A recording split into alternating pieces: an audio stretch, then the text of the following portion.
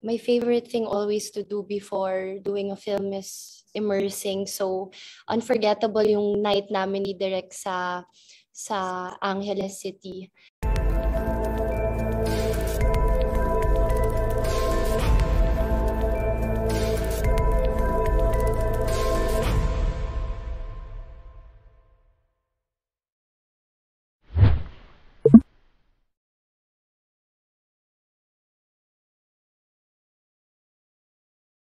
Ako, ang dami namin beses nag-usap ni Direk at saka nag-meet bago kami mag-start mag-roll. Pero siguro, um, my, my favorite thing always to do before doing a film is immersing. So, unforgettable yung night namin ni Direk sa Angeles City. And we were able to visit the walking street kung saan mismo kami nag-shoot.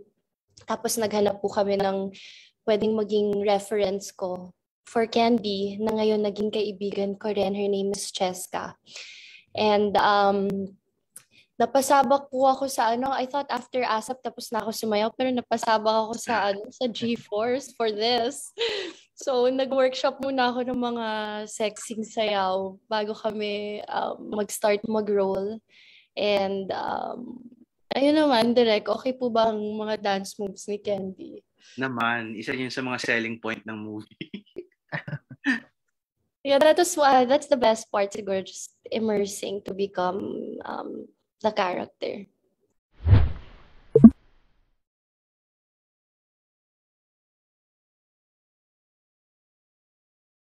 Marami po kailangan panuorin for this, but iba po talaga yung mag-immerse ka dun sa kung saan nakaset at saka nakabase yung kwento. So malaking bagay po talaga na pumunta kami sa walking street, napanood namin yung the beautiful women there, the hardworking beautiful women who worked there in that street in Angeles City. I admire them so much and I have so much respect for them. And meron po akong mga naging kaibigan at saka mga nakilala nung gabing yun na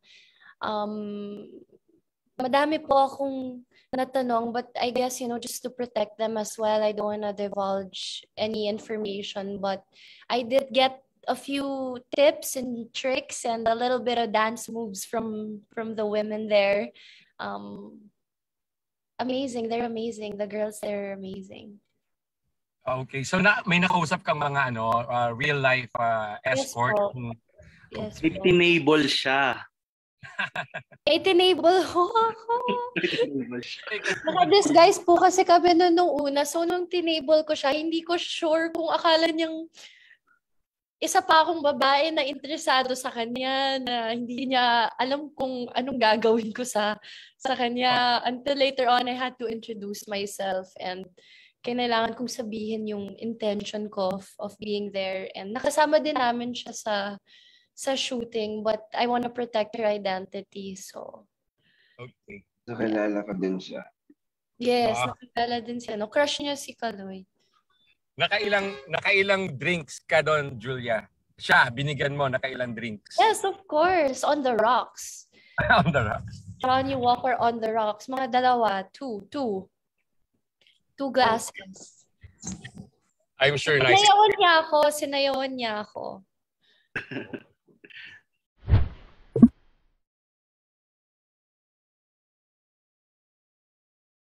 Siguro yung kasi I really wanted to, for inspiration, I really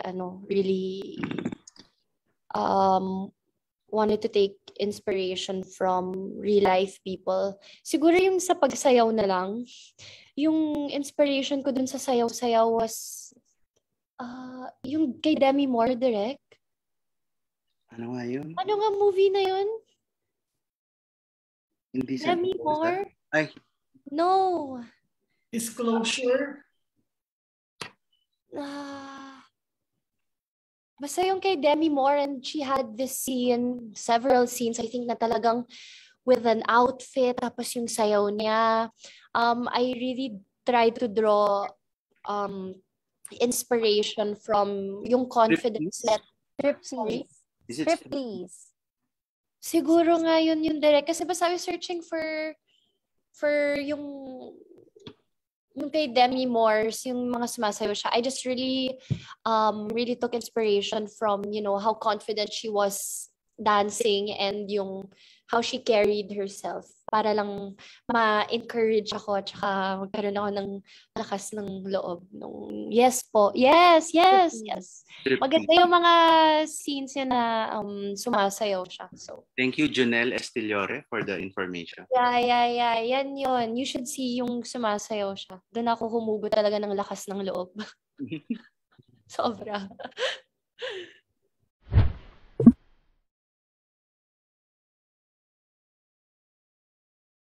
Hi, alam mo, from the very big, sabi ko nga, spirit animals ko yan. Talagang mataas ang respeto ko sa kanila, mataas tingin ko sa kanila, and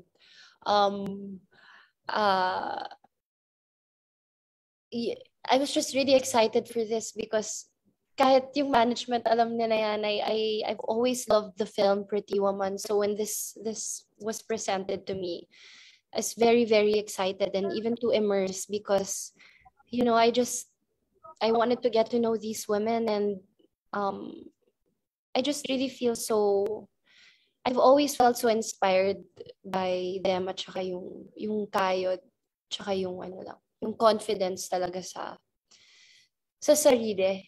Kumbaga iba-iba yung kwento ng bawat tao, and theirs I find very interesting and inspiring.